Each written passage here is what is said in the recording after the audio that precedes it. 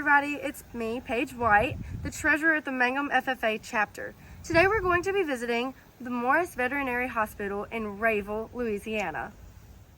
So, today I thought that we would get an inside look at some of the jobs that the vets do here. Because when you think of agriculture, we've talked about how we think about farms and cornfields and tractors, but there's actually so much more to it. For instance, veterinary science and animal science. So today we're going to be talking with Dr. Jean Aultman about some of the stuff that she does here and some of the other jobs that could maybe branch off of a veterinary science degree. You didn't decide to be a vet. Is there anything else you could do with the degree that you currently have? With my veterinary medicine degree?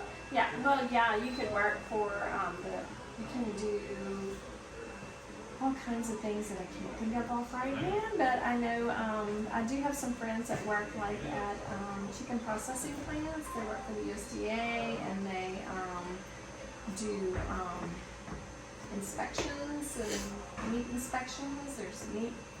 I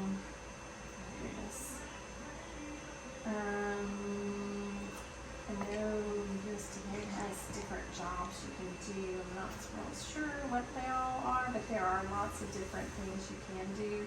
You can also work with some of the food companies like Kill Science Diet and help with research and things like that. Actually, my friend who works at the chicken plant, she did private practice for a while and realized she didn't like working with people. So that's why she went to the processing plant. So Bear is, how old is Bear? 14 weeks, I think. Oh, And he came in very weak and diarrhea. So we checked him first to make sure he didn't have parvovirus, which he did not.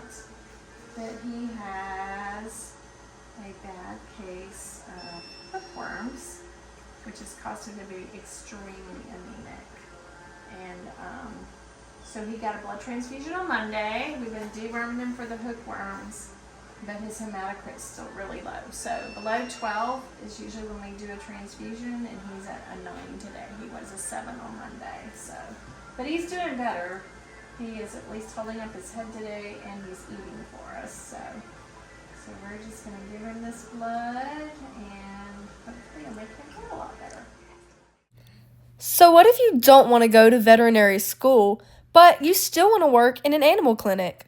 There is veterinary technician school, but they're very hard to come by, so we basically just train everybody who comes in. So we've got, typical vests to wear for radiology, and then we take our x-rays.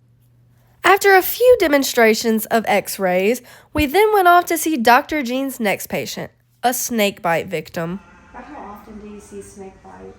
I think it's the first one I've seen. Is it the first one you've seen? I saw one last week.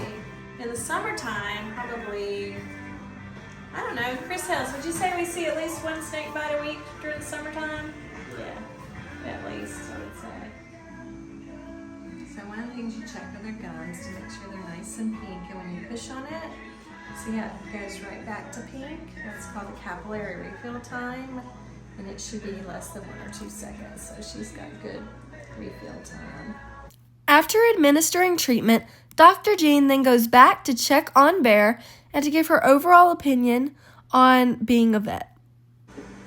But it's fun. I enjoy it because it's never the same. Every day is different. You never know what's going to walk through the door. You never know what you're going to see. And it's always fun to learn new things too. I enjoy doing that. Sounds like your days are always either jam-packed or there's like spots where it's not. Most of the days it's jam-packed. So So there's busy and then there's crazy. Most of the days we're one of the two. Today we've been busy but not crazy, so that's a good thing. As the treasurer of Mangum FFA, I would love to thank Dr. Jean Aultman and Dr. Morris of Morris Veterinary Hospital for this inside look that they've given us today. I would also like to thank all of the employees that gave us the chance to observe. Join me next time as we turn another page in the story of agriculture.